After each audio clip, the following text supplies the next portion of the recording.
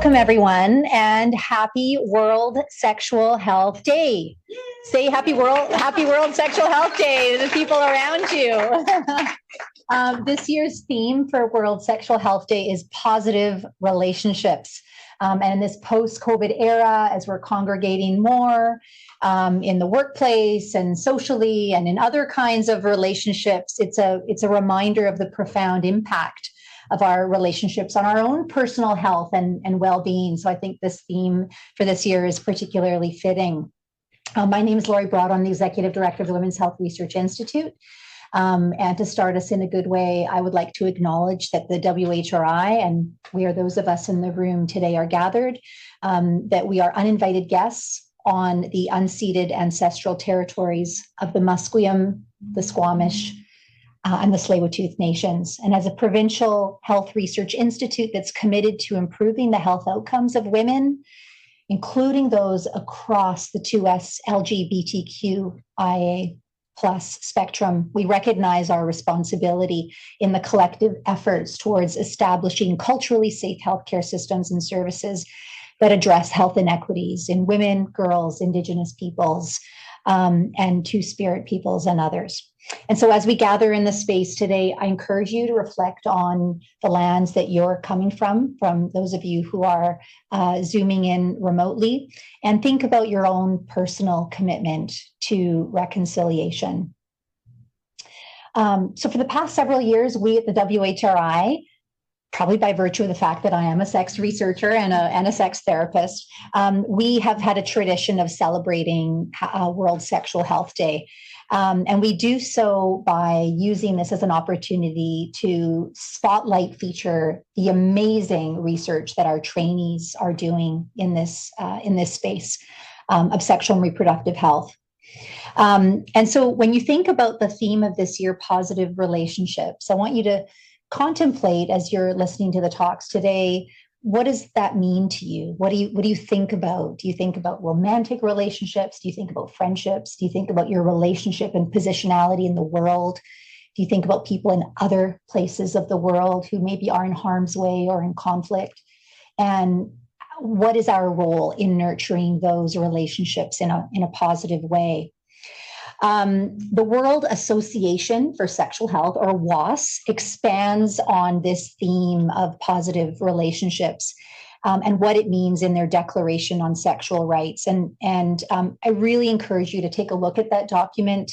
For me, when I reread it this morning, some of the things that really stand out in this declaration is the commitment that positive, enriching relationships must be free from abuse, manipulation, coercion, and injustice, and must honor the dignity, autonomy, and sexual rights of each individual. Those are not just words. Those are commitments, and commitments that we uphold and we live out in the work that we do.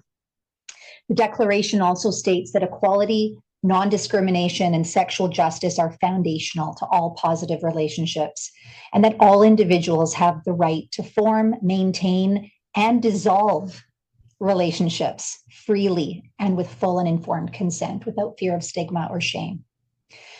So these are fundamental rights that we all have. And unfortunately, we do live in a world where a lot of people, for systemic and other barriers, don't have a voice to enact and express their rights. And so one small way that we can play a role in this is by sharing science, by doing science, by sharing it, by making sure that the messages of your science are disseminated out to people.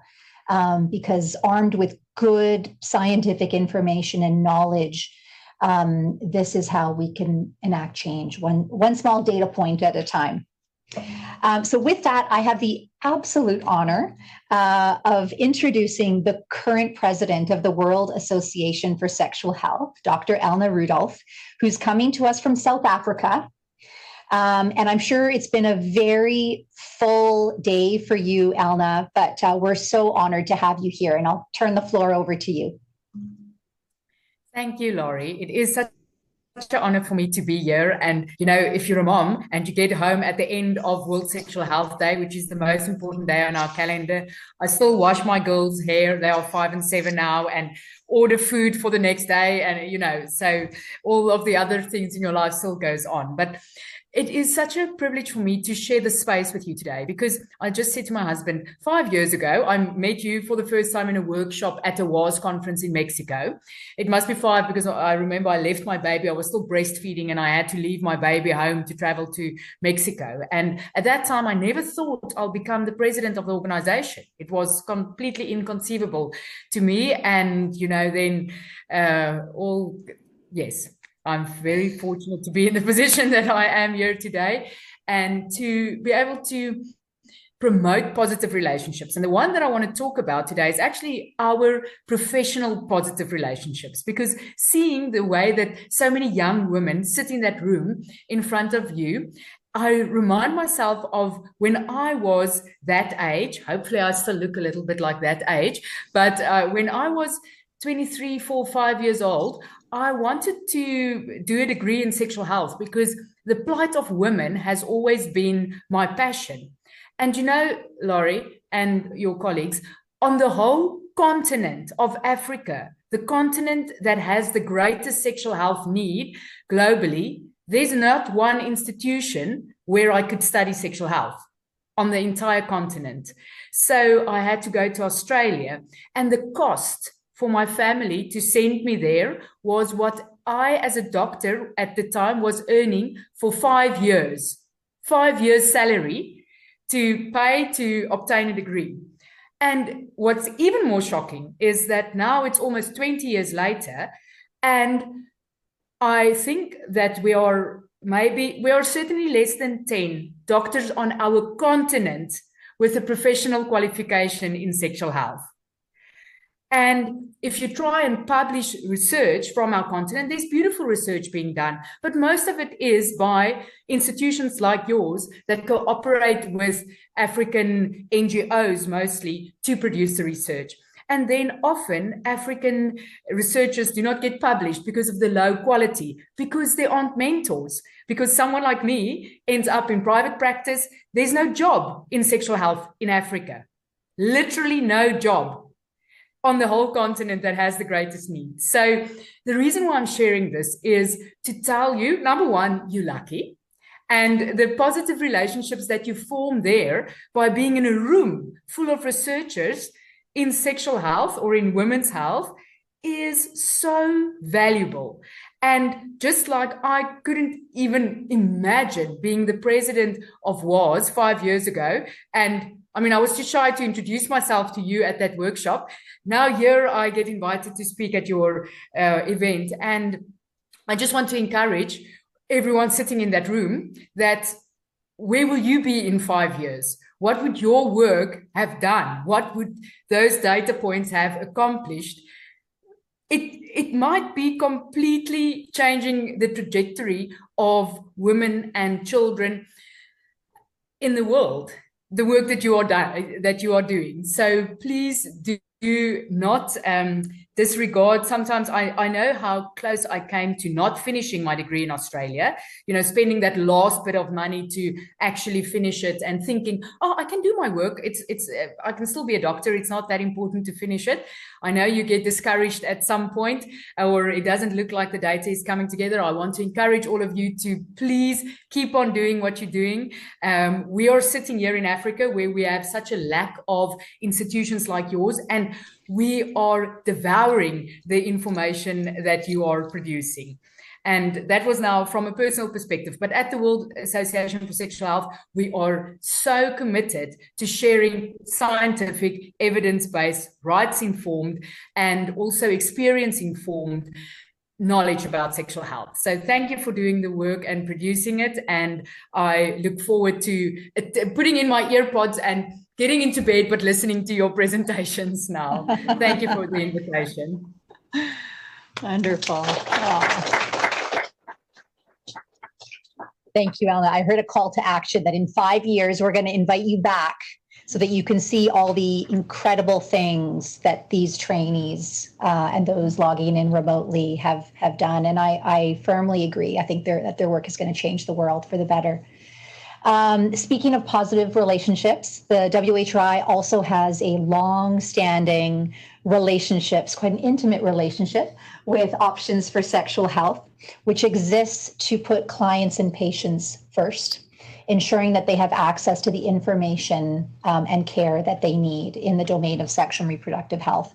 Options recognizes that many barriers that people face in accessing comprehensive sexual health education, and that non-judgmental and pro-choice services and how intersectionality impacts access, as well as how inequities multiply barriers for certain populations. So we're very excited to have Options for Sexual Health here today. Ashley and the newest executive director, I have the pleasure of introducing you to Tiffany Malleus. Coming up, Tiffany.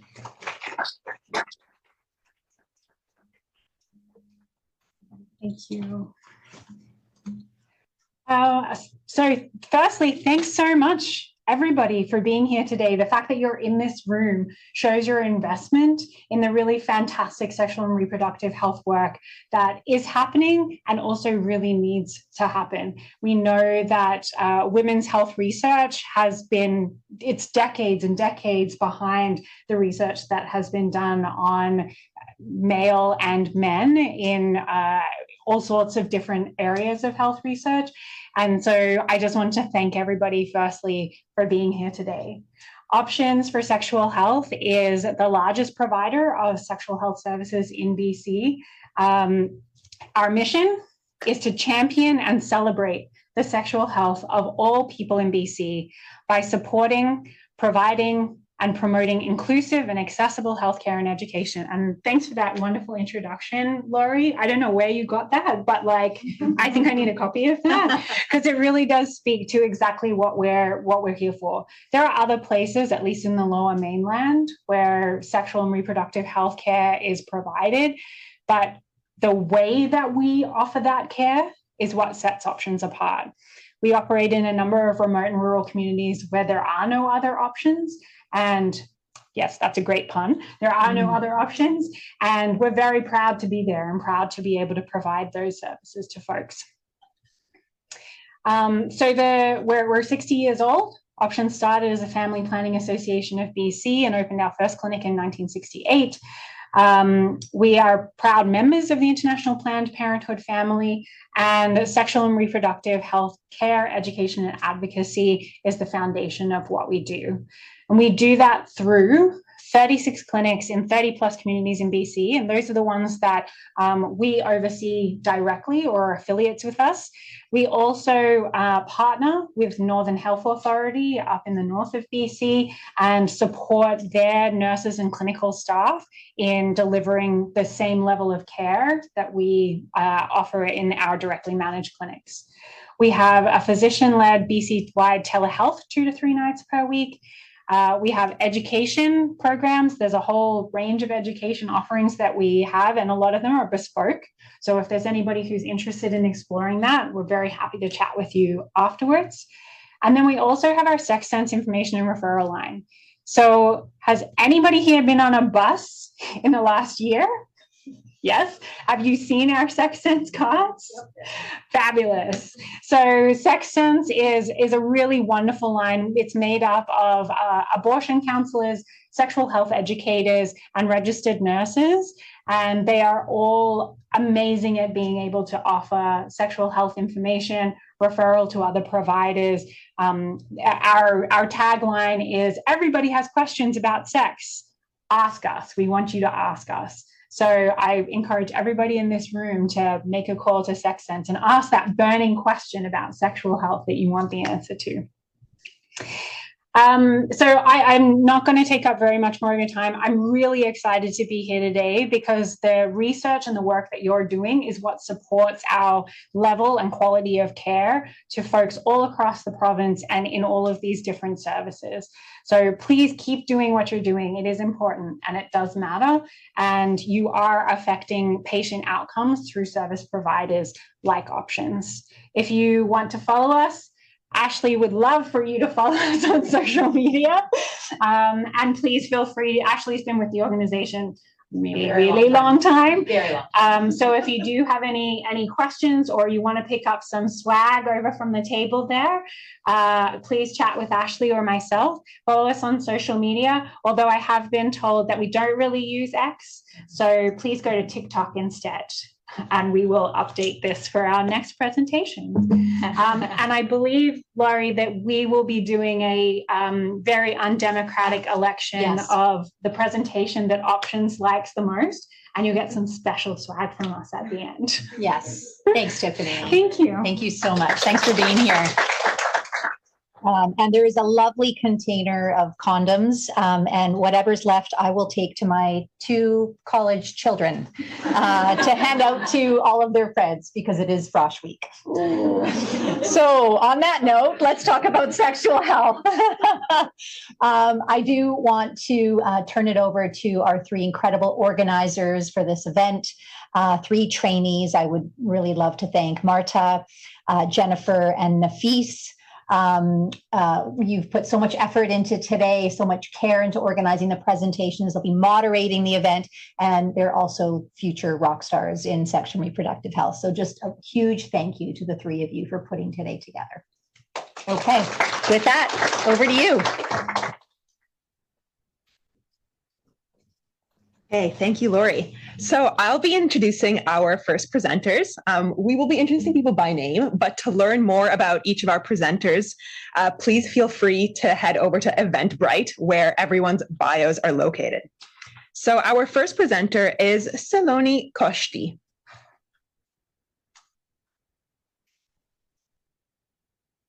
Hello, everyone. Sorry, just a quick check. Can everyone hear me?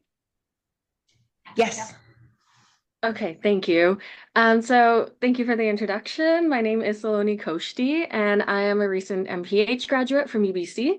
Today, I'll be presenting a work-in-progress population-based study investigating the optimal interval to restart fertility treatment following a pregnancy that has previously been conceived through ovulation induction.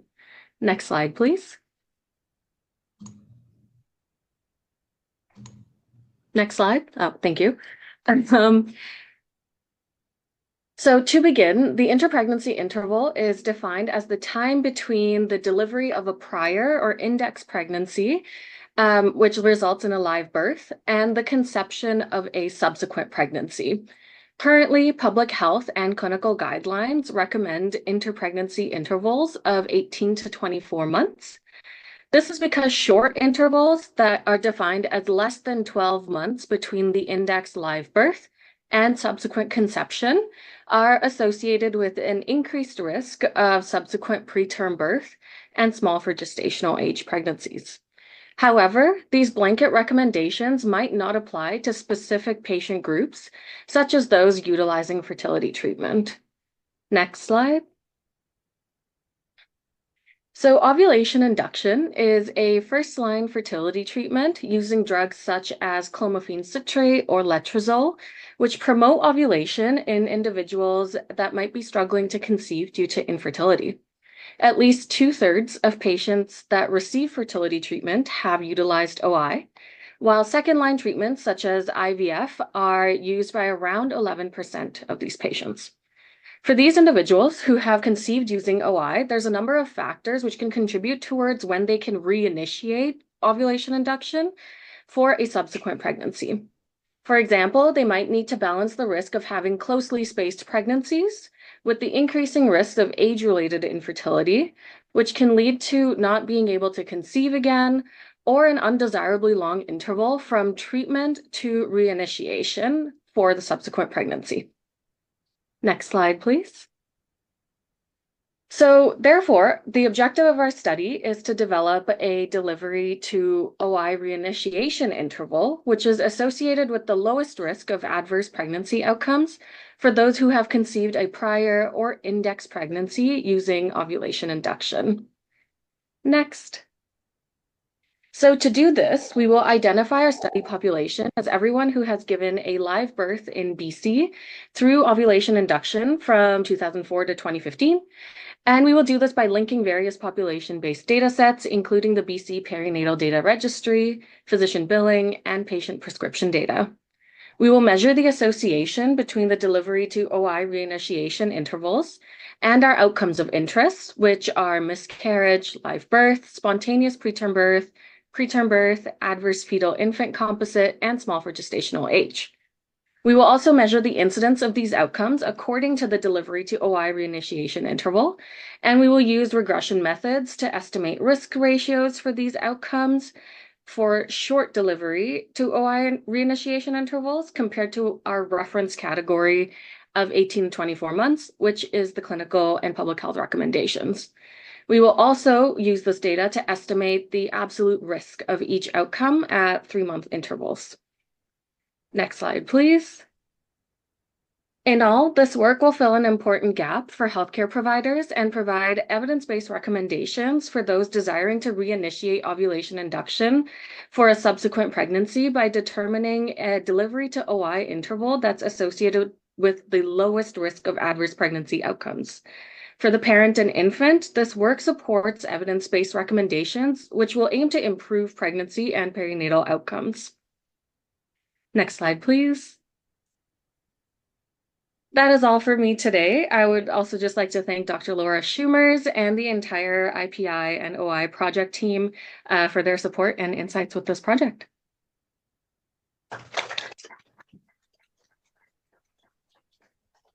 Do we have a quick question? No, in that case, feel free to email Saloni, and I'm sure she'd be happy to talk about it. Oh, there's one there. Yeah, I have a question. I wonder, I don't know if this is outside the scope of the project, but could you explain a bit the rationale? Oh, Just the mic. yeah. The white part. Okay. Can you hear me? Would you mind explaining the rationale or the differences between those who do ovulation induction versus choosing a population doing IVF cycles? Like what the differences would be? So, sorry, was there more to that? No, I just said what the differences would be there between those two. Of course, yeah. So this was a question that came up when we were deciding the scope of our study. And where it started was essentially we were looking at individuals who had indicated or who had wanted to use fertility treatments, and how we landed on using individuals who used OI instead of IVF was that we realized that in practice, many individuals first seek OI just to see in case their infertility is more related to ovulation or anovulatory fertility. So with OI, many patients choose to do that first. And then after a few cycles of OI is when they move on to IVF or ICSI or IUI. But many patients prior to starting those treatments begin with these medications of letrozole and clomiphene. So we wanted to capture a greater patient database of people who might seek fertility treatments, as if OI does not work out for this patient group, they go on to IVF and IUI. So we intended to capture most of those who would go on to more advanced, such as IVF treatments, by capturing a first-line population. Okay, thank you. Our next presenters are Vani Guglani and Ariana Javer.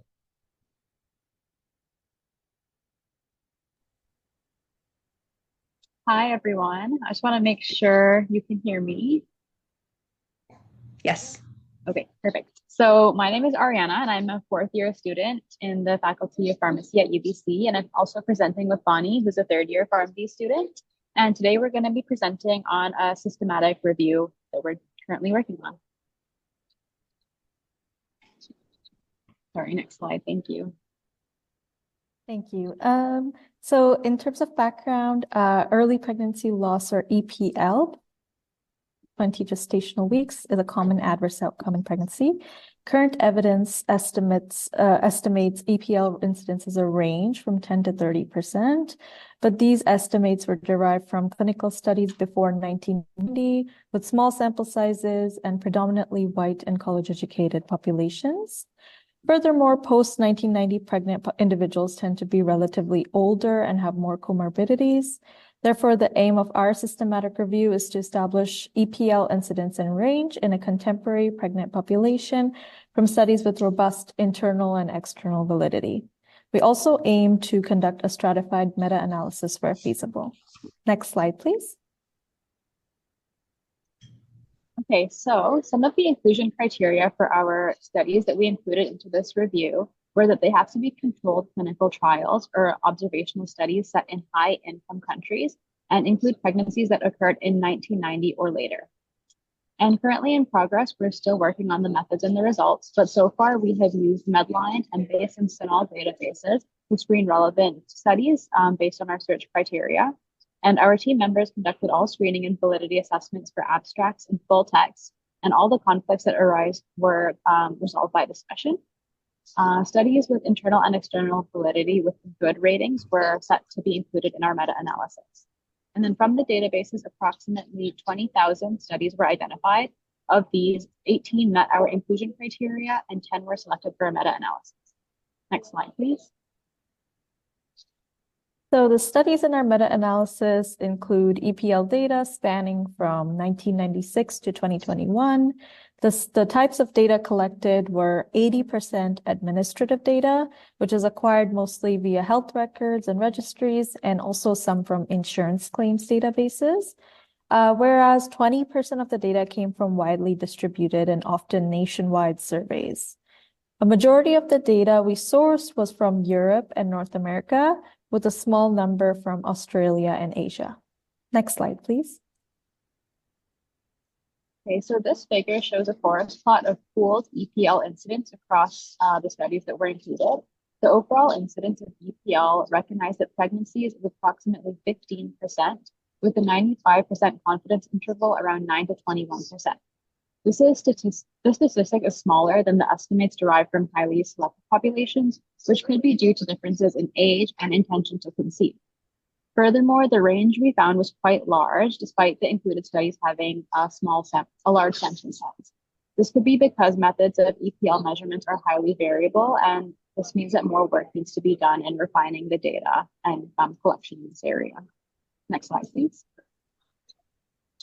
So an EPL estimate that is applicable to the general population is extremely useful, especially for healthcare professionals such as family physicians and gynecologists when counseling regarding pregnancy or early pregnancy loss. Knowing EPL estimates in the current population can be helpful for those looking to conceive and individuals who are currently experiencing pregnancy, as well as their families. As well, a lot of research often focuses on preterm birth outcomes. However, EPL is quite understudied despite affecting lots of pregnancies. Therefore, a lot more current EPL incidents may be useful for researchers seeking validity on EPL measures in their data or when describing background EPL incidents. Okay, so just a little bit about where we are now. We do have preliminary results for our meta-analysis, and we are working on the manuscript. However, there are a few more studies that have sort of trickled in that we are screening and that need to be included as well. So these are the preliminary results, and thanks so much for listening.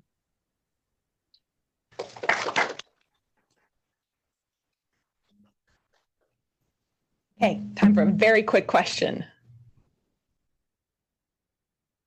Yes. So I have two questions. First, actually, the difference between incidents were very striking, yes, from 7 to 20. So are we sure that the incidents were calculated kind of more or less in the same way? Because the way you calculate incidents, different models can give you different results. And my second question, a certain percentage of early pregnancy loss actually not reported because women don't know about it. They think that they had period.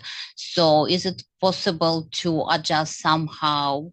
And is there something in the literature that you can adjust your incidence for this? Thanks.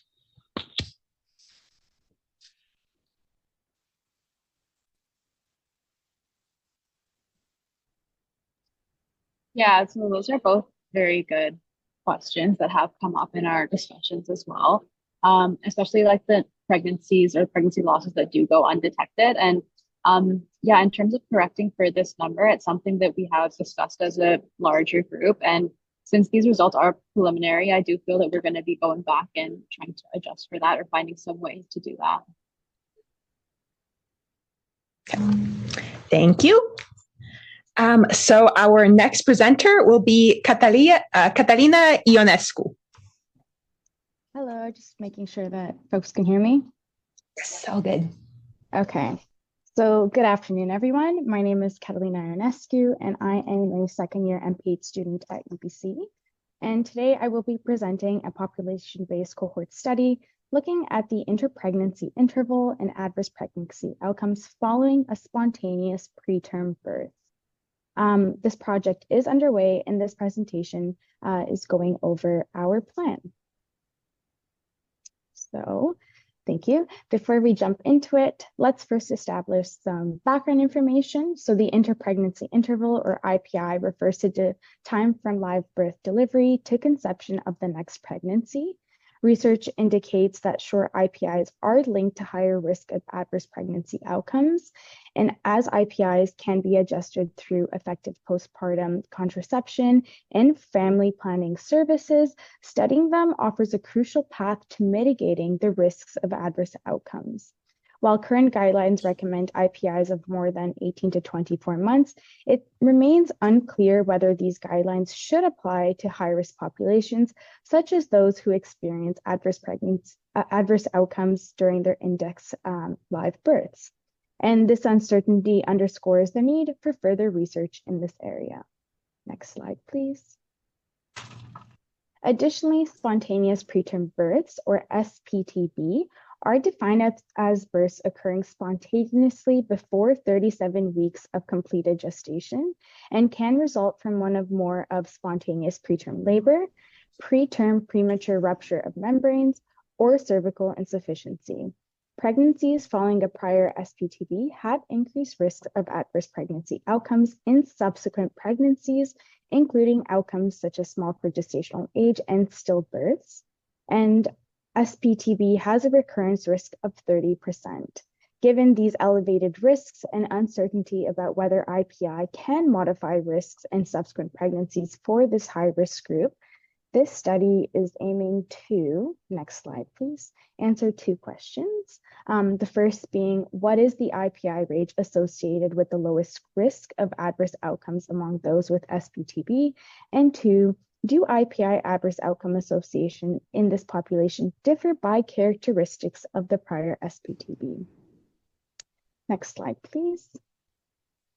To address these aims, we will identify and include individuals with an index SPTB pregnancy in British Columbia from 2004 and 2020, and we will be examining associations between IPI and adverse outcomes. The four outcomes of interest are preterm births, SPTB, adverse fetal infant composite, and small for gestational age. We will then measure 1, the incidence of each outcome by IPI category, 2, estimate risk ratios comparing short IPIs to the reference category using log binomial regression. And lastly, we will also estimate absolute risks of each outcome at 3-month IPI intervals up to 24 months using logistic regression and inverse logic transformations. Each of these models will be adjusted for common causes of short IPIs and adverse outcomes. Next slide, please. Ultimately, this research is especially relevant given that individuals with a prior SPTB are motivated to prevent recurrent adverse outcomes by seeking pre-pregnancy counseling. And IPIs, as mentioned earlier, it is a modifiable risk factor. This research will offer healthcare providers and their patients tailored IPI guidance for individuals with SPTB to inform subsequent pregnancy planning. Additionally, this research, with its tailored IPI guidance, can also help to improve pregnancy and health outcomes for both the birthing parent and the baby. Next slide, please. This concludes my presentation, and I would like to thank you all for listening. I'd also like to extend a special thanks to all the co-authors listed on the slide for their meaningful contributions. I'm especially grateful to Dr. Laura Schumers for being a phenomenal supervisor, and Mary Helmer-Smith, and Solomie Koshti for being phenomenal mentors. And if you have any questions, I'm more than happy to take them now.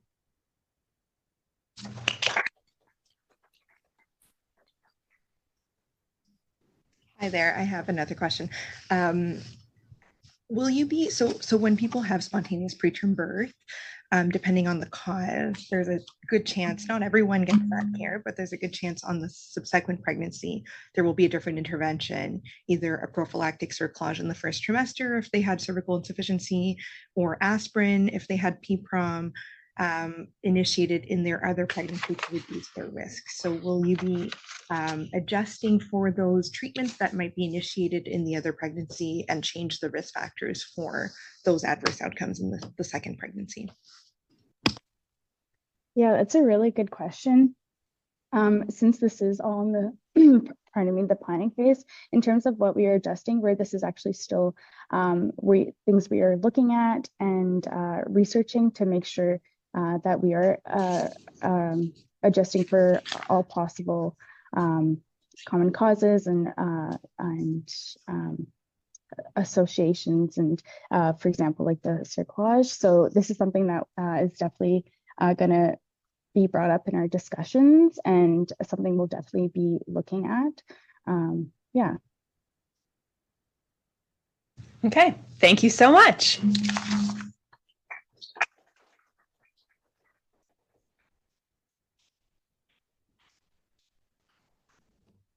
So, hello everyone. Our next speaker is Lee Kopela. I would like to invite Lee Kopela to come here and give her presentation.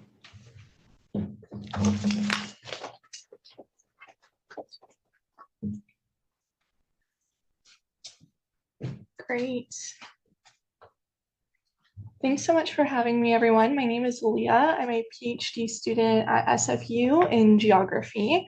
And today I'll be talking about supporting older women's sexual health and well-being in Fraser Health Authority's assisted living sector.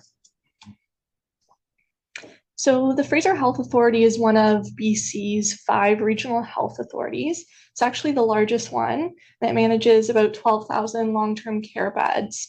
And most notably, 70% of these residents are older women.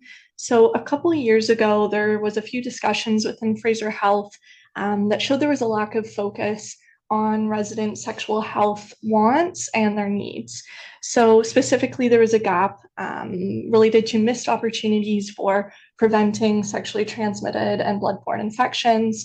But there was also discussions with care managers that found that they really lacked effective strategies for promoting sexual health within these homes. So we saw that older women we spoke with as well felt they were stigmatized in relation to their sexual health and their intimacy. So our study really seeks to prioritize centering this research on older women specifically, as well as expanding the focus from sexual health towards the concept of sexual well-being. So first, we really want to understand how older women conceptualize sexual well-being, identify gaps that might contribute to the risk of sexually transmitted and bloodborne infections. We also want to develop strategies that really meet these women's sexual health needs through a multi-method approach that is women-centered. Third, we're looking to mobilize knowledge by reducing the burden of those infections while also enhancing sexual well-being supports, improving screening, treatment in order to actually make some policy recommendations for the care providers within this sector. So we kind of approach this with this rationale that we must center women in this work because they do make up the majority of the residents in these homes, and that we are working from the belief that we can support women's sexual health more widely if we conceptualize it as sexual well-being. So our methods are 3 parts. It's grounded in a case study approach, but our first is to conduct a focus group with 10 assisted living leaders in order to really facilitate dialogue about policies, practices around women's sexual well-being.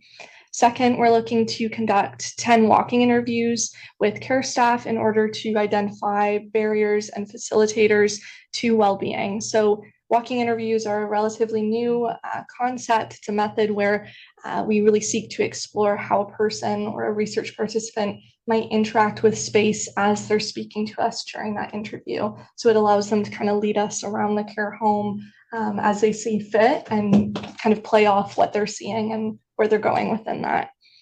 Third, we're looking to conduct unstructured interviews, 20 older women assisted living residents, in order to really support the development of a conceptual framework of understanding what constitutes sexual well-being. So relating back to today's theme, our research really highlights the importance of fostering positive work relationships between residents, staff, and loved ones through these conversations about sexual well-being. We're really looking to encourage positive intimate relationships both between and for residents and respect their unique individualized understandings of sexual well-being. So findings from this study will really be crucial in creating that quality of life, that supportive assisted living community for these women where sexual well-being is really truly upheld. But this work is only a first step towards ensuring that sexual well-being is really prioritized within care practices. And we're really looking to start with listening to the women who know these spaces best. Thank you so much. Thank you, Lee. Any quick question for her? Okay, so let's move on. I have a quick question. Great. Any barriers that you've received from the staff in engaging in these interviews and discussions about sex? Yeah, that's a great question. So we still are just starting with recruitment, but from past experience with other studies around sexual health, there's definitely generational, cultural, differing understandings of what it means to provide sexual health in assisted living, especially in terms of their roles and responsibilities and how they approach that. Privacy, ethics, it's all a question because assisted living is a home, obviously, for these residents, but it's also a workspace for care staff. So thank you. So our next presenter is Joaquin Gomez de la Torre.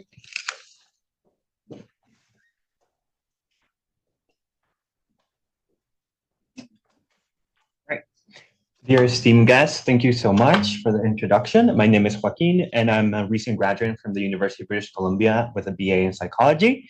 And I am honored to represent the Memory and Imagination Lab in presenting an overview of our ongoing study, A Woman's Journey to Parenthood, Memory, Self-Schema, and Well-Being During Fertility Treatment. So as humans grow and develop, significant life events mark the boundaries from one life chapter to another. This can be the onset of puberty, going into high school, and to many others. And although a strong focus of current research is placed on changes or these transitionary roles, let's call them, that happen earlier in life, like childhood, adulthood is also paved by these important transitionary roles. More specifically, what happens when parenthood is not an achieved goal for those who desire it? And more broadly, what happens if the journey into parenthood is unwillingly interrupted? Here we explore the significance of infertility as a transitionary epoch faced by many women and individuals trying to conceive, a topic that has been understudied to date. So in Canada alone, approximately 1 in 6 couples trying to conceive will most likely experience infertility. And of these, half of these couples or individuals have reported this to be the most stressful period of their lives. So building up from this previous knowledge, previous qualitative research has found that people who undergo this treatment tend to manifest detailed negative recollections of these events. So that's where we come in. We aim to analyze and monitor the memories of fertility-related events over a period of 60 days. We believe that negative fertility experiences can form intrusive and identity-shaping memories. These memories can be malleable and can be shaped by interpersonal factors. In turn, can shape a woman's psychological well-being, including but not limited to their sexual well-being. So how are we going to do this? Through this ongoing study, we recruit individuals who are going through their first IVF treatment, and we're asking them to complete 3 surveys at 3 separate points of time. So this being based on their ETD or their embryo transfer date. So S1 or survey number 1 is taken 6 days after embryo transfer date, and participants are asked to answer the demographic information, self-report questionnaires of mental health symptomology, and they're asked to recall the date of their implant and the date they received the phone call to join the study. In S2 or survey number 2, taken 10 days after embryo transfer date, participants are now asked to recall the day they received their first outcome of their treatment and to recall a neutral event, just to serve as a control variable for us. And in S3, survey number 3, taken 46 days after embryo transfer date, participants are asked to recall 2 fertility-related events, being the date of their implant and the date of their outcome, and 2 non-fertility related events, being the phone call and the control neutral event that we mentioned previously. So why are we doing this? We believe that by doing this, we're elucidating links between memory, identity, social support, and well-being, which can ultimately help individuals during their fertility treatment and better navigate their fertility journey, which could also nurture positive interactions, not only with their couples, but also with their medical practitioners. Thank you so much for listening, and special thanks to the Women Health Research Institute for this wonderful event. Any quick question? Hi. Would your research project consider like the fact that IVF is becoming free, so a lot of people won't have that financial barrier burden of going through the process? Well, that's actually a great point. Thank you so much for asking. So as this is an ongoing study, we're looking at all social barriers that these individuals are facing. But perhaps for future considerations, we will also see how this change in IVF treatments could impact possible results now that there's like, let's call it a reduced boundary. Yeah, I had a really similar question on that aspect of like, I guess, selection bias in the sample, and that people who can access IVF treatments, have either the means or have had access to the help. And so I was wondering how that was going to be kind of considered in the interpretation of results, but knowing that the policies are changing, that would be interesting to see the progression if there's a change. Yeah, absolutely. For sure. Yeah, that's a great point. Definitely, there will be, we believe there might be a change with these new policy changes. But yes, it's also important to consider that during our population, it's people who can afford this treatment. And we know that this treatment can be very high cost-wise. Thank you. Thank you. Our next speaker is Denise Basaksi. Thank you. All right. So, hello, my name is Denise Basaki, and I'm a research assistant and study coordinator at the Memory and Imagination Lab. And for the past 2 years, we've been running a study called the Fertility Experiences Study.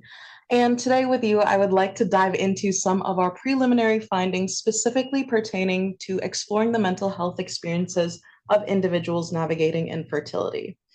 And well, why is this important? Thank you for asking. So 1 in 6 individuals in Canada experience infertility. And as my colleague mentioned previously, often half of them describe it as the most stressful period in their lives. And during that, many turn to in vitro fertilization, also known as IVF. And this journey is not an easy one. It's filled with windows of uncertainty and intense emotions, which can lead to significant mental health outcomes. So with that, in our study, we've been closely following women going through IVF. And to do this, we've administered measures of depression at 3 key time points. Time 0, which is prior to getting IVF cycle results. Time 1, which is right after receiving IVF cycle results. And time 2, 1 month later. We are also collecting measures of sexual and relational well-being, but those will be analyzed at a later date. So in our study, we are using the CESTI to assess depression, and the CESTI, for those that don't know, can have a score ranging from 0 to 60, where 16 acts as a cutoff score, meaning that scores that are 16 or higher are typically considered individuals who are at risk of developing clinical depression. So what our distribution graph for time 0 shows us is that as well as the means, that the average depression score at time 0 were already in the at-risk range for our participants. Additionally, if you can look at the means between the groups indicate that there isn't a notable difference, hinting that any changes to scores after time 0 could be influenced by their cycle outcome. So this does provide a key insight into our population, as the findings suggest that even before the outcome for the IVF cycle is known, we are already dealing with a sample that is experiencing significant mental health challenges. And by time 1, participants who received news that they were not pregnant reported greater depression symptoms as compared to those who received news that they were pregnant. And if you can look at time 2, you can see that this difference in scores and depression symptoms persist over time. And what these initial results suggest is that the mental health of participants who are navigating fertility treatments may be at heightened risk. And the persistence of these symptoms only underscores the need for targeted mental health support, not only during, but even after the IVF process. I think it's also important to note that since our findings are very preliminary and we're ongoing with data analysis, that during this, while we were looking into depression scores, we did find a subpopulation, approximately 1/4 of our participants, who indicated that they were pregnant at time 1, but then later reported a loss. With this in mind, we are aiming to closely examine our PTSD measure as well, since this could reveal an additional mental health challenge that this group faces and that healthcare providers should be aware of. But overall, our preliminary findings suggest that fertility outcomes are definitely linked to mental health outcomes as well, which highlights the importance of providing a robust system of support for these individuals. And as we continue our research, we aim to contribute to the development of healthcare interventions that better support mental well-being during fertility treatments. And with that, I'd like to thank everyone for listening.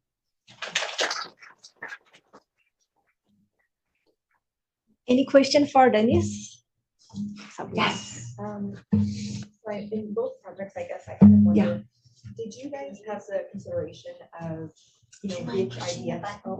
which IVF cycle this was for them, because I could imagine if it's embryo transfer number 5, this is the first one, then maybe the results will impact someone's mental health. Absolutely.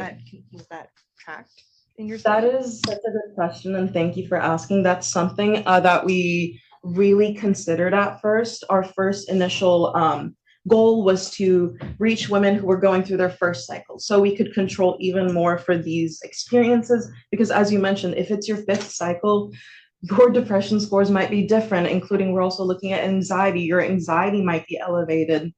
So definitely that is something we considered, but because this is already such a niche group, we decided ultimately that it would be for our research best interest and also this population's best interest that we ruled that out, but we still collect that data. So it'll be important for future analyses to compare those two groups. But I can't say right now, if most of them are in their first cycle. But yeah, that's a great question, and we are considering it. Yes. Just similarly, are you also getting in your demographic information on parity? Like, do people, because it's not uncommon for people to be doing IVF, although it's perhaps less common, but people who have had a previous pregnancy successfully and previous children. And I can imagine that could also be a factor that might change. Absolutely. I mean, our study, as my colleague mentioned too, it's very exploratory. As we all know, this is unfortunately an area that is very understudied. So we are trying to collect as much demographic data as we can to make sure that we are creating a foundational base to jump off of. And in that, we are also collecting data on which of our which of our samples already have children. We do ask that, and we do ask how many IVF cycles they've been through, and usually, thankfully, our sample is very giving in the information they provide, so they do let us know if it's through IVF or if it's natural conception. Yes, if we have time. Yeah, sorry. Yeah. Maybe you can email Denise so you guys can connect. So our next presenter is Agnes Kiamulabi. Agnes.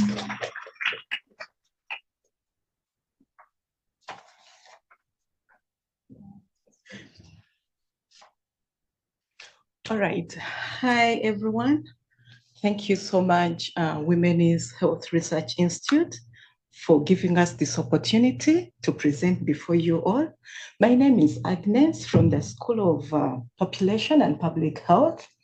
I am a graduate research assistant at the School of Nursing, and I will be presenting on a qualitative study titled Trauma-Informed Sexual and Reproductive Health Technologies, Insights from Focus Group Discussions with Patients in British Columbia. I'd like to acknowledge that I'm presenting from the traditional, ancestral, and unceded territories of the Coast Salish peoples, including the territories of the Musqueam, Squamish, and Tsleil-Waututh nations. I am so happy to be a guest on this land.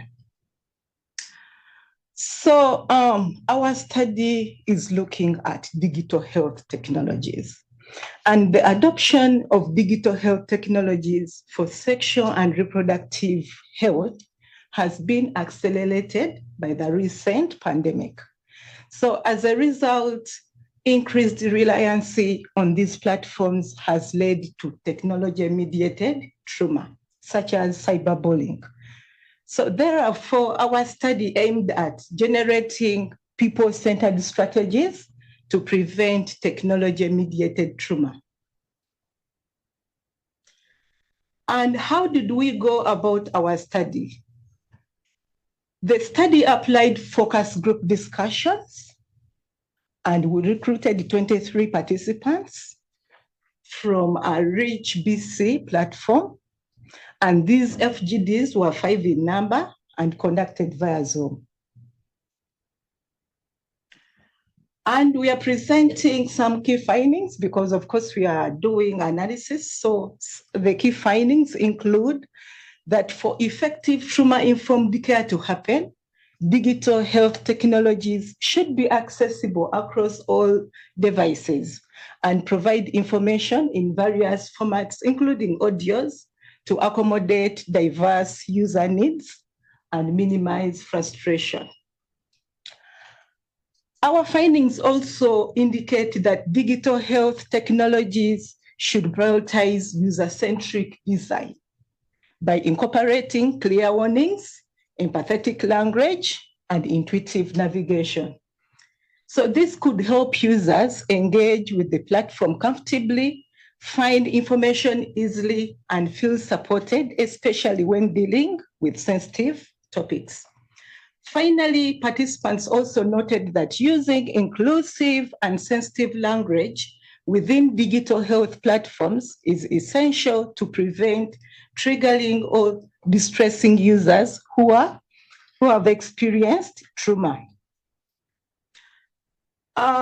We thought it would be also important to share at least a quote from these transcripts. And one of them says, the language used on these websites can sometimes be fear-inducing. For instance, phrases like call us now can escalate anxiety, especially for individuals dealing with trauma.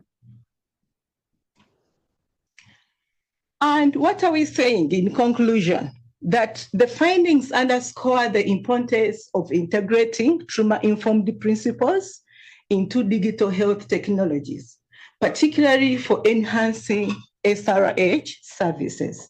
So these technologies can be emotionally safe and empowering. However, they should be viewed as complementary to, but not replacements for in-person interactions.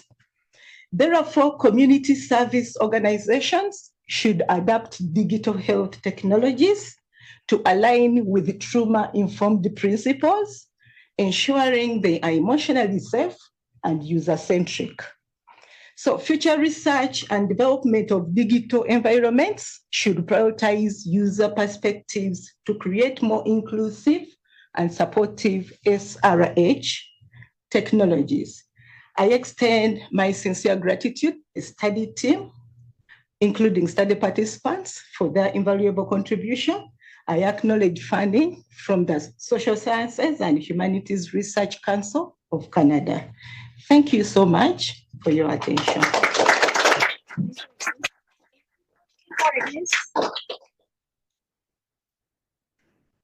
So we don't have any questions, so we can move forward to our next section. Jennifer. Okay, I'd like to invite Alice May to the front.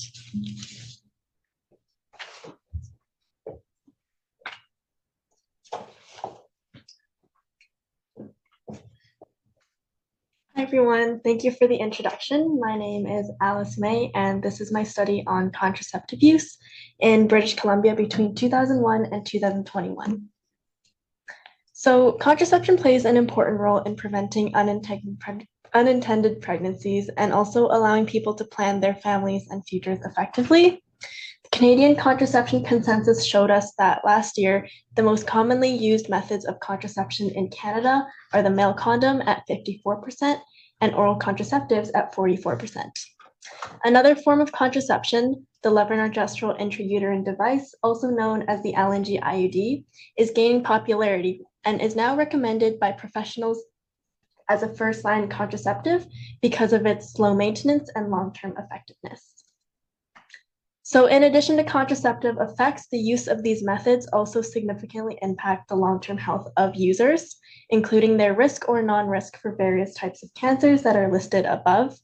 So the objective of our project is to firstly describe changes in rates of various contraceptives, and secondly, discuss the possible effects of these changes on cancer and non-cancer outcomes. Okay, sorry. This is a large retrospective population-based study which analyzes the rates of various forms of contraceptive from January 1st, 2001 to December 31st, 2021 for the population of British Columbia. Participants were all people of female sex, ages 15 to 55 years old. So despite being the most common form of contraceptive in BC, the rate of the combined oral contraceptive pill has decreased by 28%, and during the same period, the rate of the LNG IUD has grown by a 141-fold increase.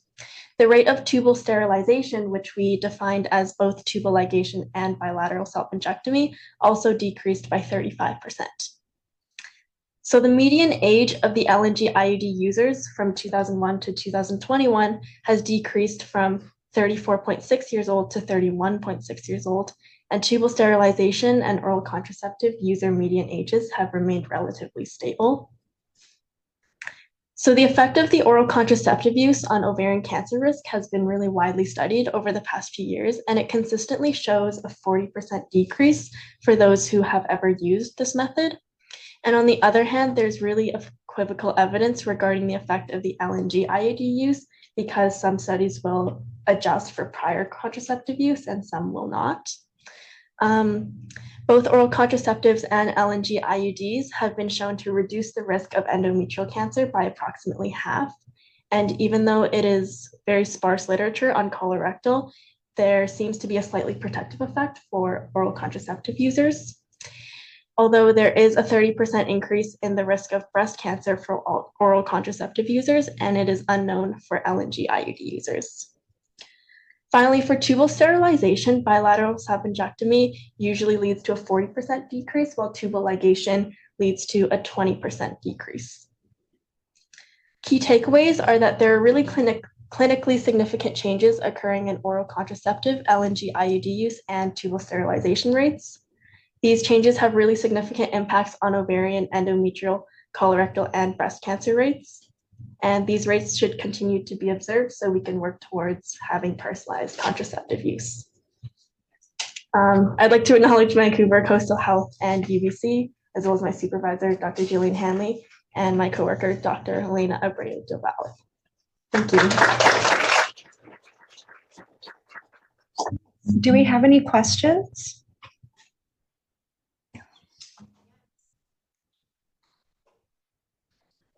I'm just curious, with the increase in breast cancer incidence, is there a threshold of like a length of time that folks would have had to be taking oral contraceptives, or is it just having taken it at any point? Or yeah, the ranges of studies are usually like 6 to 12 months or ever users, but consistently it shows that if you use it for at least over 6 months, it'll increase your risk. some studies have shown that if you stop using this method for some duration of time, it'll decrease again. Thank you. Okay, thanks for the question. And if there are any more questions, please reach out afterwards. And I'd like to invite our next speaker, Bronte Johnston.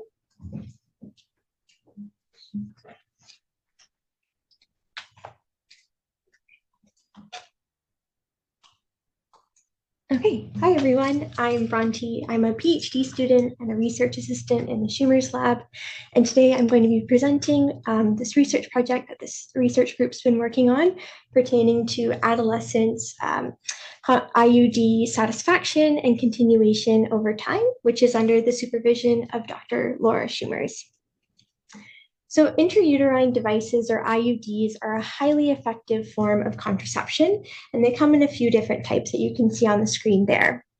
Our population of interest for this study pertaining to adolescents, and this group had a high risk of unintended pregnancies, and they often experience contraception barriers that are outlined on the screen there as well. And the Society of Obstetricians and Gynecologists of Canada have recommended that IUDs be the first line of contraceptives, as the previous presentation mentioned as well, and this pertains to youth also. So this study is situated in East Vancouver Youth Clinic, where participants were recruited in December 2019 up to October 2020, where they had the opportunity to receive an IUD for free. And the research team was interested in understanding youth's continuation and satisfaction of those who received a device.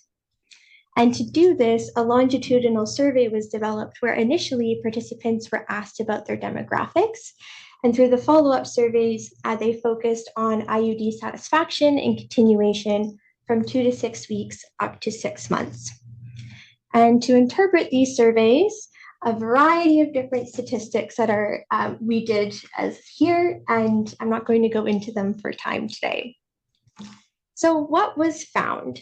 It was found that a vast majority, or 86% of participants, chose to have a hormonal IUD. Additionally, there was a very high satisfaction rate of over 90%, and this was found for IUD continuation as well. And when asked, youth commented that they reported having reduced period pain, frequency of their periods, and spotting after starting their IUD.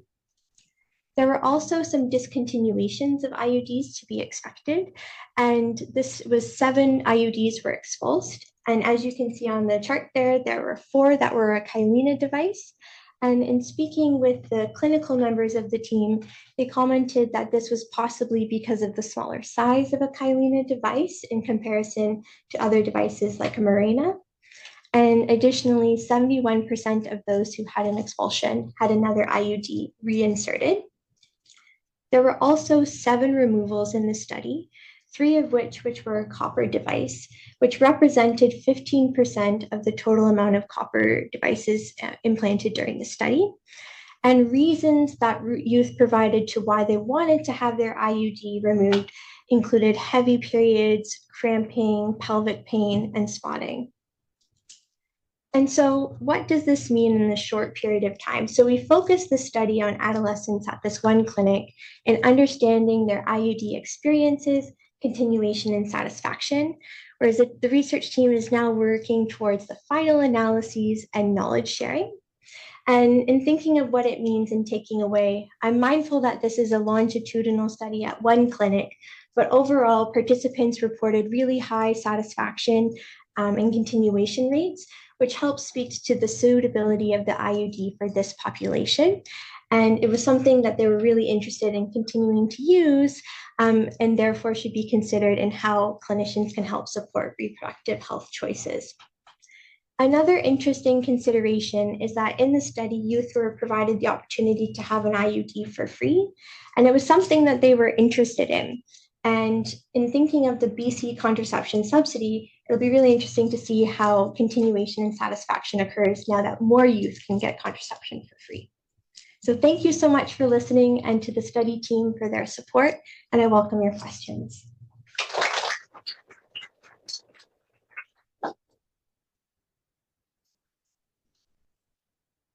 I think your findings are so important, especially the last 6 months or so in the media and the New York Times. There have been some very high profile pieces on, doctors dismissing people's reports of pain and high rates of pain with insertion of IUDs. And I think it scared a lot of people and youth in particular around this extremely effective form of contraception. So yeah, I just want to applaud you for including some knowledge translation in this work. I think it's really important to get the science out. Can I add to your comment as well as there's a huge TikTok movement as well against contraception. And in response to, I've seen some TikToks myself about the pain of an IUD and so on. And obviously, this study, we only have 4 minutes today, but we also look into side effects over time. And so that may be something to think about, maybe presenting next year. If I can add to that trend too, with the TikTok movement against contraception, there's also that movement towards endometrial ablation. There's this whole your doctor doesn't want you to know about this method, that's birth control, but not effective. Go get yourself an endometrial ablation. And so there's this big rise of people asking who are very young and not candidates for that.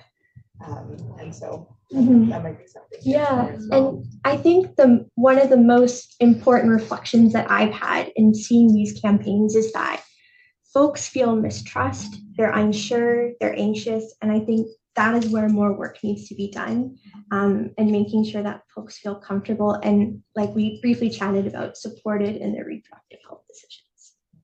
Okay, thank you so much for your presentation, and thanks everyone for your comments.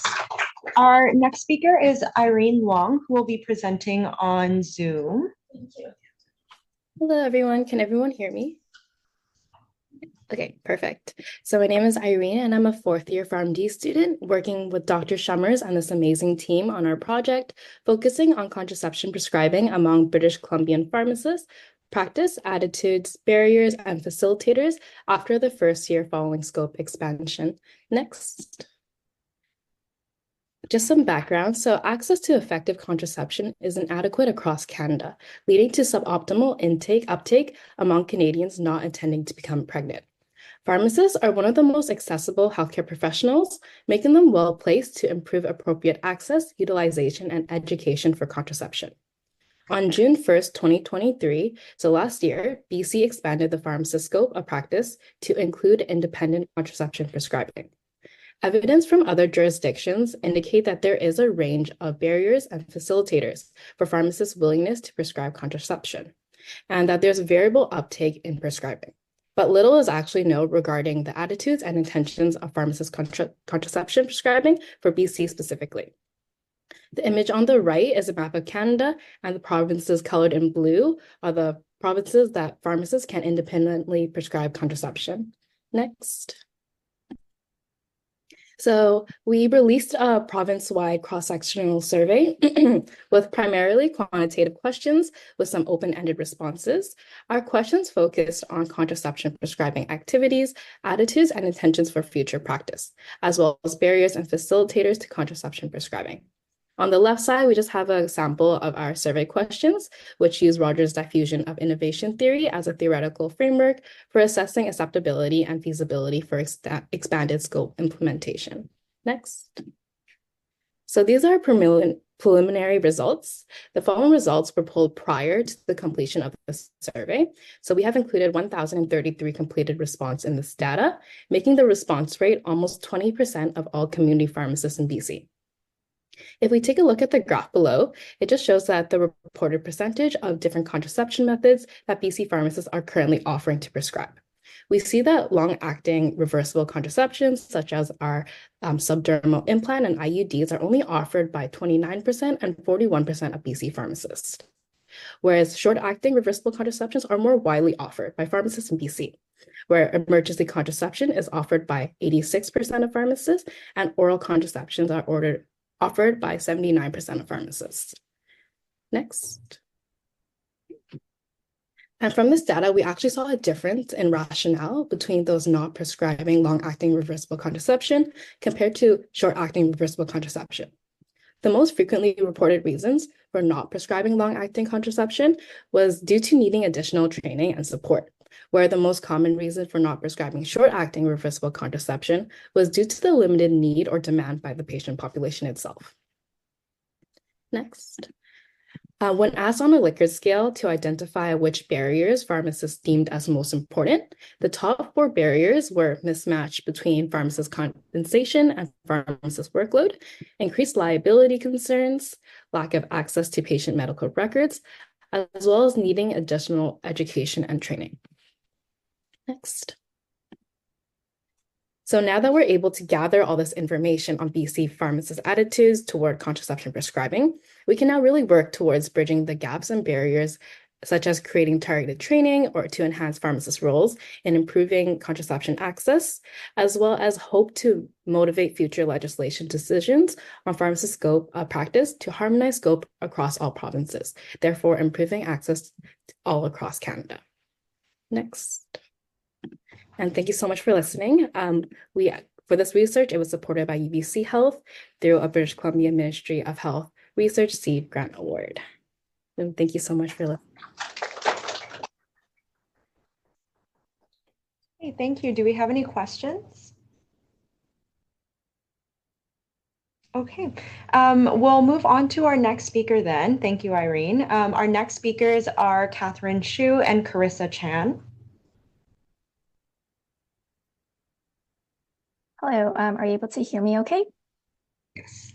Perfect. Okay, so hello, my name is Carissa and I'm currently a third-year pharmacy student.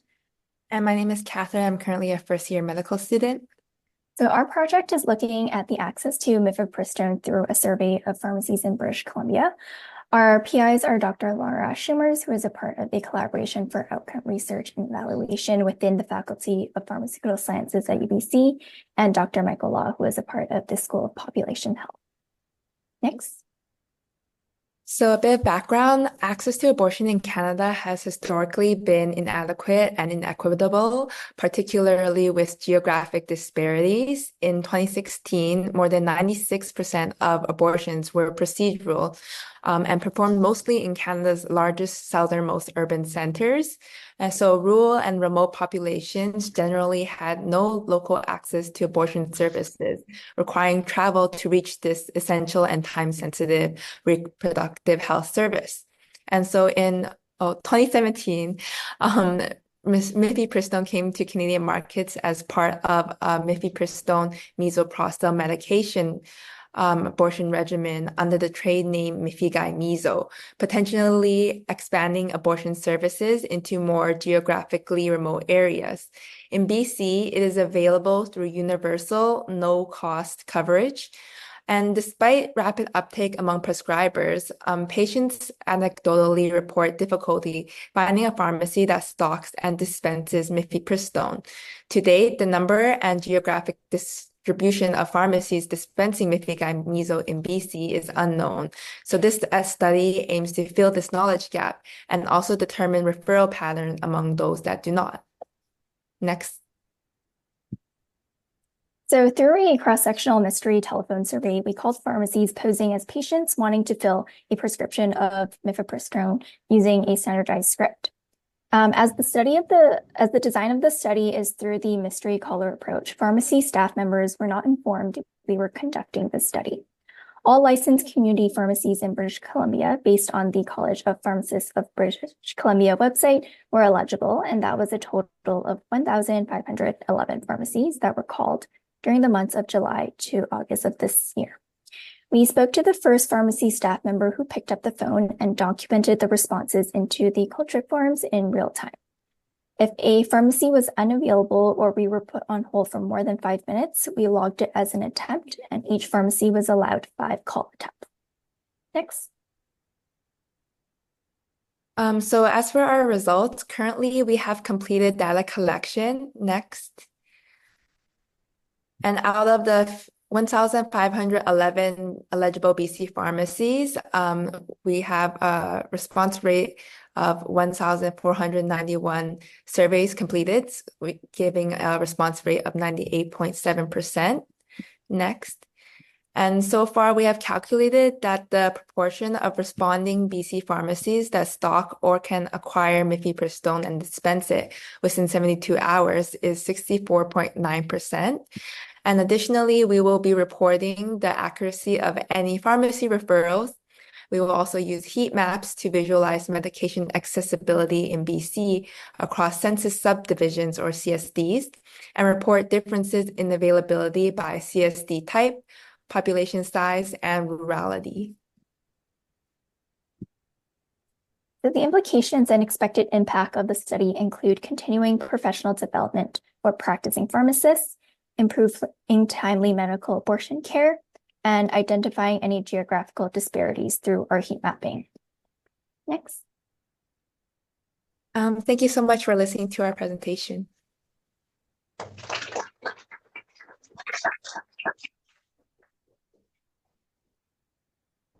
Okay, and we'll move on to our next speaker, Andrea Stucci. Certainly. Everybody can hear me okay? Yeah, yes. Okay, wonderful, thank you. Thanks so much. So my name is Andrea Stucci. I am a PhD student at the School of Population and Public Health, and I'm very pleased to be here today to share with you some preliminary results from an ongoing study that we're conducting looking at the use of the subdermal contraceptive implant in Canada since its availability. Next. To provide a bit of context, as we've heard from many of our other presenters today, long-acting reversible contraception, which includes intrauterine devices and subdermal implants, are a class of contraception designed to provide protection against pregnancy for extended periods of time while being easily removable. So these are considered set and forget devices that do not require daily or monthly adherence, making them incredibly effective and low maintenance. They are particularly important method of contraception amongst adolescents, for whom more than 80% of pregnancies are unintended. In Canada, IUDs have been available for decades. However, the subdermal implant was only reintroduced to the Canadian market in 2020 after a previous version was discontinued in the early 2000s.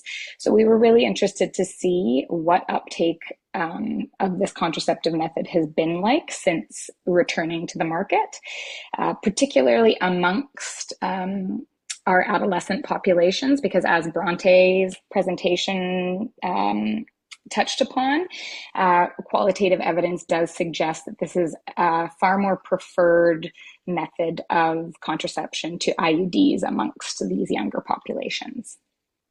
So to conduct this study, we leveraged a very unique data source. It is a retail prescription database that encompasses or captures more than 75% of prescription dispensations across Canada, and then aggregates this monthly and by province. So you can search for the dispensed drug product and then drill down to age category, payer type, and even neighborhood income quintile. So it's a very useful tool for conducting health services evaluations of medication use and has been validated in previous studies. Our preliminary results, we've only had a chance to look at the broad national picture thus far, but we have seen some encouraging preliminary results. Our first outcome, looking at rates of dispensations, did demonstrate an immediate and fairly steady growth of utilization for this contraceptive method across Canada. We saw the national average monthly dispensation rate increase from 1,200 in 2021 to more than 3,400 in 2023. So that was a positive. Oh, I'm sorry, I haven't been saying next. Sorry, let me just make sure I'm on the same slide as you. Okay, That's wonderful, okay. thank you. Yeah. I'm sorry, next now, you can go to next. This is just highlighting Quebec as the outlier in our group, certainly demonstrating a far more dramatic increase in utilization than in other provinces. And sorry, next once more. And then I just wanted to demonstrate BC as an interesting case. While we didn't see quite the same degree of uptake in BC as Quebec or other provinces even, you do see that that immediate uptick at the same time as the provincial subsidy for contraception. So a positive and encouraging sign that providing free contraception does increase the use of the implant. Next, please. We also looked at the implant share of LARC dispensations. Again, Quebec standing out amongst the other provinces with an average of nearly 18% of all LARC dispensations being made up by the implant. Next. Thank you. We looked at dispensations by age group as well, and we're encouraged to see that indeed the younger age demographics did have the highest use. So 20 to 24-year-olds were our highest users, but 25 to 29-year-olds and 15 to 19-year-olds were following closely behind. Next. Okay, and we'll just have to wrap up the presentation quickly here. Sure, No sorry. worries. Yeah, just last one. We looked at dispensation by income quintile as well. So we are hoping, just last slide, we are hoping to drill down to do a greater provincial analysis next so that we can understand more regional context. And sorry, that went a little bit over, but last slide, thank you so much for letting me present today. Okay, thank you. And we'll welcome our next speaker, Brianna Simons. Hi, everyone, and happy World Sexual Health Day. My name is Brianna, and today I am presenting the findings from the integrative review I conducted on undergraduate students' experiences seeking and accessing contraception. Next. The estimated total direct cost of unintended pregnancy in Canada is $175 million per year, of which $143 million is attributable to imperfect contraception adherence. And young adulthood is particularly at risk for unintended pregnancy related to high rates of induced abortions, low rates of contraception use, and use of less effective contraception methods. Undergraduate students in particular are in a newfound stage of freedom and in an environment where they may engage in higher risk behaviors. So this review only includes hormonal contraception, which is any method that contains estrogen or progestin, as they have different access points than non-hormonal methods, and they usually require a prescription. Next. So the research question for this review was, what are undergraduate students' experiences of seeking and accessing hormonal contraception in developed countries? Next. An integrative review was conducted using Whitmore and Knaff's 5-step methodology, and purposive sampling of online search engines and gray literature resulted in a final sample of 24 articles from 2013 to 2023, and all articles included female undergraduate students. Next. 3 themes emerged from the data analysis. The first theme was the desire for reproductive agency. Female students expressed a perceived incompatibility between childbearing and pursuing their education and career goals. However, preserving fertility for the future was still a priority, as many participants wanted to have a family after they completed their education. Students also described receiving limited information about contraceptive methods from their healthcare providers, automatically being prescribed oral contraception or being persuaded away from certain contraceptives, which limited their agency in their contraceptive decision-making. Next. The second theme was the influence of observability, or the power of familiarity on contraceptive decision-making. The internet and social network were identified as main sources of information on contraception, and in contrast, healthcare providers were infrequently used. Negative beliefs about long-acting reversible contraceptives, or LARCs, were expressed across several studies, which I think was reflected in some of your other work. This was in part due to the lack of visibility of LARC users. So if you can't see it and people don't talk about it, it will be foreign to you. Spread of misinformation about the risks of LARCs was also described. But on the other hand, familiarity with oral contraception made this method a lot more acceptable to students. Next. The third theme was incongruity between risk perception and actual risk. And by risk, I mean risk of pregnancy, risk of complications or side effects of contraception, and the social risks of seeking contraception. There was often a discrepancy between the actual risk of these events and students' perceived risk of these events. Many students did not consider themselves at risk for pregnancy, or they overestimated the effectiveness of their contraception. Knowledge of LARCs was low, but perception of complications and negative side effects was high. And similarly, there was low knowledge around emergency contraception when it came to factors such as effectiveness, side effects, and timing. Social risk was also identified by students as fear of exposure or perceived social disapproval were barriers to accessing sexual and reproductive health services. Next. So future studies on Canadian students' experiences seeking and accessing hormonal contraception is indicated, especially in BC due to the recent implementation of universal contraception coverage. Rural areas are of particular interest as these students may face additional or unique barriers to sexual and reproductive health services. And I intend to study this group for my thesis project as a resident of a northern community myself. So thank you so much for your time today. References and further details are available upon request.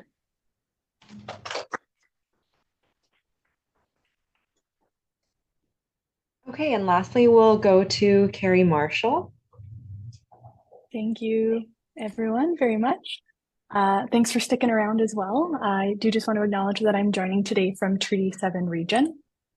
And I will be presenting my dissertation research where I'm currently recruiting participants and generating data. My study is titled Contraceptive Care in BC, a Critical Discourse Analysis. And the basis for this research really came from observations that I had while working as a sexual health nurse in BC. Much of my observations were also reflected in the literature, and I found that the tensions felt by patients may be exacerbated by different views between healthcare systems, the providers within them, and patients. Specifically for cisgender women and people who can get pregnant. Next. So for example, healthcare systems view sexual health in ways that may be reductionist and risk-based, where pregnancies are viewed as being planned or unplanned. In this binary, unplanned pregnancies then become medicalized as something that needs to be treated, most often through the most effective contraceptives. Those that are then at risk for unplanned pregnancies, at risk, which is typically young, poor, Indigenous, and or racialized people, are then given less choice in methods and instead are more commonly prescribed more invasive methods as they're less prone to user error. However, for lots of cisgender women and people who can get pregnant, these decisions around fertility control are inherently complex, situated within their own unique social contexts. And although effective pregnancy prevention is a goal while using contraceptives, these decisions are influenced by multiple other factors. So again, this isn't to say that patients and systems or providers are always at odds, or that there is this binary between these two columns, as both are really influenced by the same factors, but there are often tensions that exist, and this has been discussed a little bit by other presenters as well. These tensions can then lead to something that's known as the contraceptive paradox. Next slide. Where for many folks, contraceptives can be simultaneously a source of empowerment and also a source of oppression. Next slide. So as discourse reproduces dominant ideologies within healthcare systems, and with many people who can get pregnant, critical examination is needed to better contextualize the impacts of discourse on contraceptive care and fertility control. Again, considering that there are those multiple factors, as well as power that influence the control of fertility and contraceptive care, examining how these dominant discourses shape and are shaped by diverse reproductive ideologies is essential. Next slide. So to approach this research, I'm using reproductive justice as a theoretical perspective and critical discourse analysis as a methodology. Together, these two approaches will provide ample strategies to identify, examine, critique, and disrupt discourse influencing contraceptive care by drawing attention to power and situating reproductive health and decision-making within cultural, societal, economic, and political influences. Next slide. I am currently recruiting 2 streams of participants to join me for one-on-one virtual interviews. The first being healthcare providers who prescribe contraceptives in BC, and the second being cisgender women and people who can get pregnant. For the people who can get pregnant, there will be an additional arts-based component where collages will be independently created and then guide the subsequent interviews. Next slide. So considering that 99% of cisgender women will use some form of contraceptive method in their lifetime, spending on average 30 years trying to prevent a pregnancy, fertility control really affects a vast amount of the population for a significant period of time. It is also important to note that these statistics may not be inclusive of all people who can get pregnant. So in the absence of critical examination of these dominant discourses shaping contraceptive care, it's then challenging to develop meaningful interventions and positive professional relationships that may enact reproductive justice. Next slide. So if you are interested in participating and you think you may fit the criteria, please send me an email. I'm not sure how scanning a QR code works remotely, but definitely feel free to connect. Thank you again so much. It's been an absolute pleasure hearing everybody's research, and yeah, thank you so much. Thanks, everyone. We went a few minutes over, but huge round of applause to all the presenters today and the work that you're all doing. And so now the moment that we have been all waiting for, who will win the options for sexual health swag? I could hear Ashley and Tiffany behind me deliberating very deeply over this, because they probably feel like every presenter deserves an award, which you all do because you'll all put this on your CVs. So treat that as your reward. But I will ask Ashley and Tiffany to come up. And in the meantime, as you're leaving, please feel free to take some condoms and some other swag and some WHRI lanyards and stickers and buttons. And with that, we have a winner. You want come up to, yeah, you come up to. Okay. So we obviously have in-person and virtual folks presenting, and we didn't take down the name of that, like the whole name of the study. Yeah, the presentation. But so first, I just want to say everything was so very well done and so informative. And from our perspective, like there's so many things that we were learning and so many interesting pieces. And it was really hard to decide. That's why we're all making faces over here. And we only had 30 seconds of like whispered deliberations to decide. So at the end of it, we decided that Catherine and Carissa and their presentation on medical abortion and mifepristone in BC was the winner today. So we decided on this one because of the relevance to the work and the discussions that are actually happening at a provincial level between options and a number of other partners. And this information will be really helpful for us as well in terms of supporting the access to medical abortion for our patients.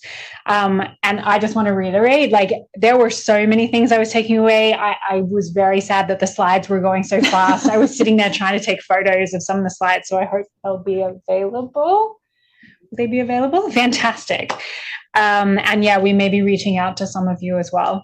So I know that Catherine and Carissa are virtual, so hopefully we'll be able to get some swag. Actually, do you want to show us what they win? So we'll have your swag at the Women's Health Research Institute. So I don't want to open it because I am a little superstitious, but you know, fall is coming and everybody needs protection. So we have the fancy options for sexual health umbrellas that will help keep you safe and protected. Amazing. Thank you. And we also have a couple of t-shirts as well, if they fit the folks, which have the same buttons, messages, the same message as the buttons. Fantastic. Okay, so Catherine and Carissa will have them at the WHRI for you. For everyone else, thank you so much for celebrating World Sexual Health Day, which really should be a year-long celebration. I would like to invite all of you to take at least one thing you learned today and share it with someone else. That is how we are going to have a world with positive relationships and evidence-based and empowered sexual health and health more generally. So please share some of the information you learned today. Thanks everyone for logging in. Thank you again to our 3 students for organizing, and happy World Sexual Health Day.